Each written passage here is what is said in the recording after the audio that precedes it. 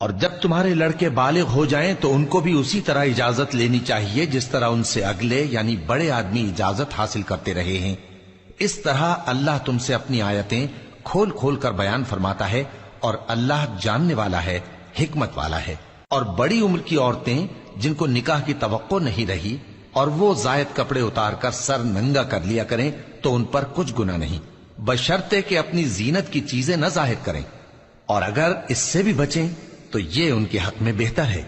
اور اللہ سنتا ہے، جانتا ہے۔ نہ تو اندھے پر کچھ گناہ ہے اور نہ لنگڑے پر اور نہ بیمار پر اور نہ خود تم پر کہ اپنے گھروں سے کھانا کھاؤ، یا اپنے باپ دادا کے گھروں سے، یا اپنی ماؤں کے گھروں سے، یا بھائیوں کے گھروں سے،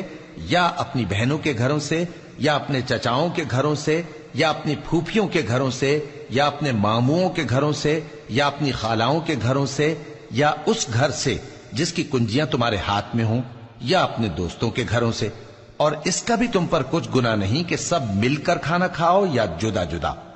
پھر جب گھروں میں جایا کرو تو اپنے گھر والوں کو سلام کیا کرو، یہ اللہ کی طرف سے مبارک اور پاکیزہ تحفہ ہے۔ اس طرح اللہ اپنی آیتیں کھول کھول کر بیان فرماتا ہے تاکہ تم سمجھو۔ مومن تو وہ ہیں جو اللہ پر اور اس کے رسول پر ایمان لائے، اور جب کبھی ایسے کام کے لیے جو جمع ہو کر کرنے کا ہو پیغمبر کے پاس جمع ہوں تو ان سے اجازت لیے بغیر چلے نہیں جاتے۔ اے پیغمبر، جو لوگ تم سے اجازت حاصل کرتے ہیں وہی اللہ پر اور اس کے رسول پر ایمان رکھتے ہیں، سو جب یہ لوگ تم سے کسی کام کے لیے اجازت مانگا کریں تو ان میں سے جسے چاہا کرو اجازت دے دیا کرو،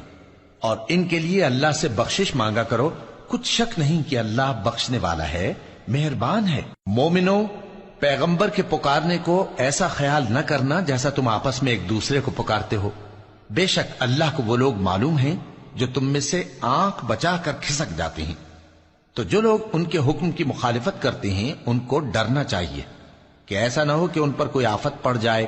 یا تکلیف دینے والا عذاب نازل ہو۔ دیکھو، جو کچھ آسمانوں اور زمین میں ہے سب اللہ ہی کا ہے، جس طریق پر تم ہو وہ اسے جانتا ہے،